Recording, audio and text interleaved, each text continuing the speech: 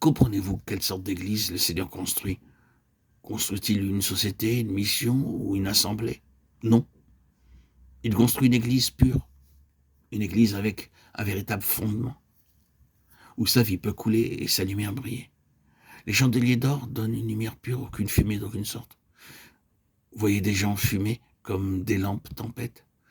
Ils ont des motivations douteuses. Ils ne peuvent pas donner une lumière pure. Ainsi, nous devons attendre patiemment jusqu'à ce que son plan parfait soit révélé. À la lecture du verset 13 du chapitre 1 du livre de l'Apocalypse, Jean voit notre Seigneur habillé d'un grand habit de souverain sacrificateur. Il l'avait connu avant, en tant que Jésus de Nazareth, et plus tard, comme le Seigneur montant au ciel. Mais il n'avait jamais vu comme grand prêtre céleste. Pourquoi apparaît-il sous cet aspect?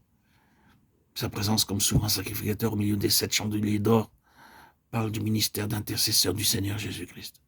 C'est aussi un espoir pour ceux qui sont tombés. Il prie pour eux en tant qu'avocat. Il peut sauver ceux qui ont pris un mauvais chemin, n'ayant jamais cessé d'intercéder pour eux.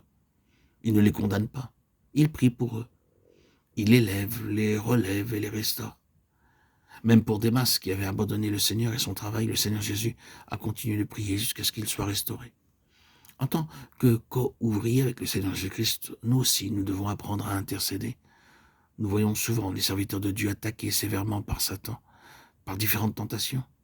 Ils trouvent l'ennemi trop rusé, glissent et tombent. Que ferons-nous? Les condamnerons-nous? Les abandonnerons-nous complètement? Non. Christ intercède pour eux. Nous devons aussi apprendre à intercéder. Il y a quelque temps, un homme vint me voir en pleurs, disant « Frère, priez pour mon épouse et ma fille.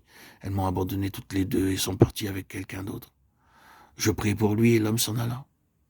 Quelque temps après, je fus convaincu que je n'avais ressenti aucune tristesse dans mon cœur. Je ne pouvais pas vraiment dire que j'avais prié comme j'aurais prié pour ma propre mère ou ma sœur. Ainsi, je travaillais pour eux. Cette nuit-là, priant que le fardeau de Dieu puisse venir du ciel en moi et que je puisse amener ces deux âmes qui étaient égarées. Après quelques heures de prière, je reçus l'assurance du Seigneur que ma prière était exaucée. Le matin suivant, après notre étude de la Bible, je fus averti que 2 femmes étaient venues pour me voir. Je vis que c'était celles pour lesquelles j'avais prié.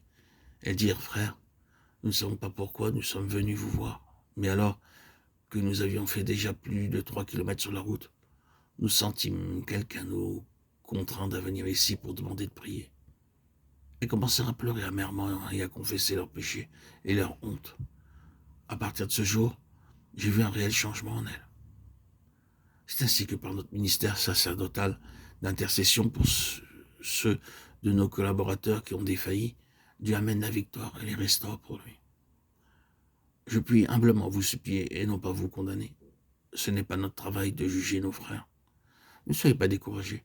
Il faut demander à quelqu'un d'autre de prier avec vous. Nous avons pu voir maintes et maintes fois qu'après un jour de jeûne, le Seigneur nous bénit. Je sens très puissamment aujourd'hui que nous avons besoin d'un fardeau de prière. Maintenant, si vous lisez Apocalypse 1, 14 à 17, vous remarquerez la description des 7 traits caractéristiques de la personne du Seigneur Jésus-Christ. Lorsque vous les étudierez, cherchez à ce que le Seigneur vous parle et vous montre le sens de chacun de ces traits un par un. Sa tête et ses cheveux étaient blancs comme de la laine blanche. Ses yeux étaient comme une flamme de feu. Ses pieds étaient semblables à de l'airain ardent. Sa voix était comme le bruit de grandes eaux. Il avait dans sa main droite 7 étoiles. Son visage était comme le soleil lorsqu'il brille dans sa force. De sa bouche sortait une épée aiguë à 2 tranchants. Lorsque vous aurez fini d'étudier ceci, vous n'aurez pas seulement 7 messages, mais vous aurez aussi une vision plus ample de sa gloire. Votre cœur aura une nouvelle prière et un nouveau désir de le voir tel qu'il est, et cela répondra à toutes vos questions. Un jour, un homme vint et me dit « Frère, j'ai 35 questions à vous poser. » Je lui répondis que j'étais désolé, que je n'avais pas alors assez de temps. Mais je l'engageais à rester avec nous pendant 2 ou 3 jours, et qu'ainsi je pourrais lui accorder du temps pour répondre à ses questions, étant donné que ça prendrait au moins 2 heures. Il accepta de rester. Lorsque je fus disponible, je lui dis « Maintenant, vous pouvez apporter, s'il vous plaît, votre papier avec toutes vos questions, vos 35 questions. » Oh, il dit « Il ne me reste aujourd'hui, maintenant, aucune question. » Au fur et à mesure que vous parliez, toutes mes questions disparaissaient. Frères et sœurs en Christ, bien-aimés, chers amis, auditeurs, auditrices, lorsque vous verrez le Seigneur face à face, il répondra à chacune de vos questions. Aussi compliqués que vos problèmes puissent être, ils disparaîtront lorsque vous aurez de lui et de sa gloire une nouvelle vision.